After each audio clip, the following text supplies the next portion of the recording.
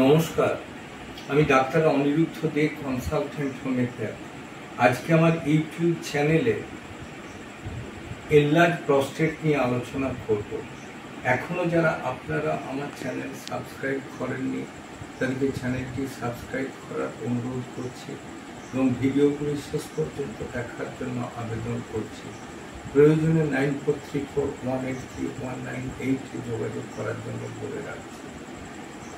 চেম্বারে 40 ঊর্ধ্ব এক ভদ্রলোক এলেন, এসে বললেন যে ডাক্তারবাবু, আমি রাত্রে যখন বাথরুম যাই তখন অনেকক্ষণ আমাকে অপেক্ষা করতে হয় পেচ্ছাপ আসার জন্য, এবং পেচ্ছাপটা পথ পেড়ে করতে হয়। মাঝে মাঝে আবার পেচ্ছাপ হতে হতে বন্ধ হয়ে যায়, ফ্লো কিন্তু অতটা জোরে থাকে না।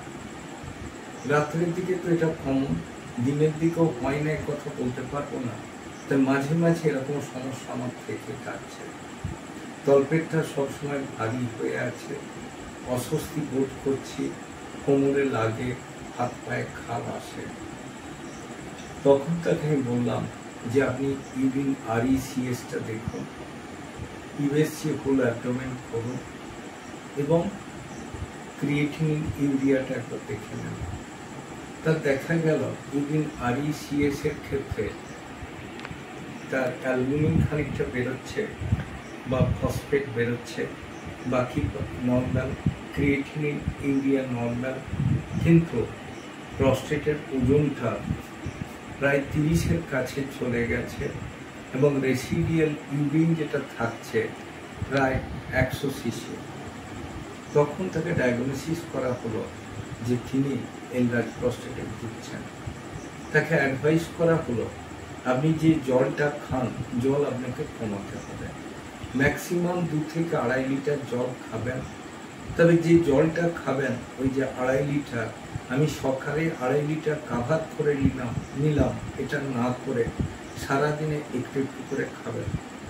পেচ্ছাপ যেন চেপে রাখবেন না, চেষ্টা করবেন দাঁড়িয়ে পেচ্ছাপ ফেরার, এবং বসে না করলেই ভালো হয়। আর আপনাকে দেখতে হবে যে যতক্ষণ না আপনার পেচ্ছাপ শেষ হচ্ছে, একটু সময় নিয়ে পেচ্ছাপ বসার পর আরেকটু দাঁড়িয়ে থাকবেন, দেখবেন পেচ্ছাপ হবে। তখন তিনি বললেন, ডাক্তারবাবু আমি কী রোগে ভুগছি? আমি বললাম যে আপনি এনলার্জ প্রস্টেটে ভুগছেন, কী করে এর থেকে মুক্তি পাবো? এর থেকে মুক্তি পাওয়া হয়তো যাবে না, কিন্তু তাকে কন্ট্রোল করা যাবে।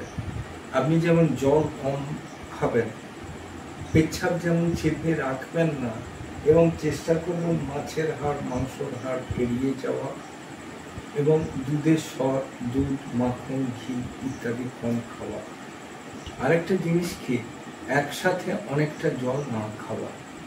এগুলো যদি আপনি মেনটেন করতে পারেন, আপনি কিন্তু এই রোগের থেকে নিজেকে অনেকটা সুরক্ষিত রাখতে পারবেন। তবে আপনাকে মাঝে মাঝেই কিন্তু আল্ট্রাসোনোগ্রাফি 3 মাস বা 6 মাস ছাড়া করে দেখতে হবে প্রস্টেটের ওজন বাড়ছে কিনা, রেসিডিয়াল ইউরিন কতটা থাকছে, আপনার তলপেটে ব্যথাটা হয়ে গেছে কিনা, এবং তার জন্য আপনার কোনো অসুবিধা হচ্ছে কিনা, পেচ্ছাপ আটকে যাওয়া বা বন্ধ হয়ে যাওয়া বা ফ্লো কমে যাওয়া বা অনেকটা সময় নিয়ে পেচ্ছাপ করা, এই সমস্যাগুলো আপনার আছে কিনা। তখন আপনাকে অবশ্যই ডাক্তারবাবুর পরামর্শ নিতে হবে। আমাদের ওষুধের ক্ষেত্রে খুব ভালো কাজ দেয় বারবারিস ভালগারিস মাদার এবং পোটেন্সি, সাবাল সেরুলেটা পোটেন্সি ইত্যাদি। তবে কখনোই নিজের রোগের নাম, লক্ষণ, ওষুধ জেনে ব্যবহার না করে কোনো ডাক্তারবাবুর সুপরামর্শ মতো চললে আপনি উপকার পাবেন। আমার চ্যানেল যদি আপনাদের ভালো লাগে অবশ্যই লাইক করুন, শেয়ার করুন, কমেন্ট করুন, সাবস্ক্রাইব করুন। প্রয়োজনে 9434183198 যোগাযোগ করুন। ভালো থাকুন, সুস্থ থাকুন।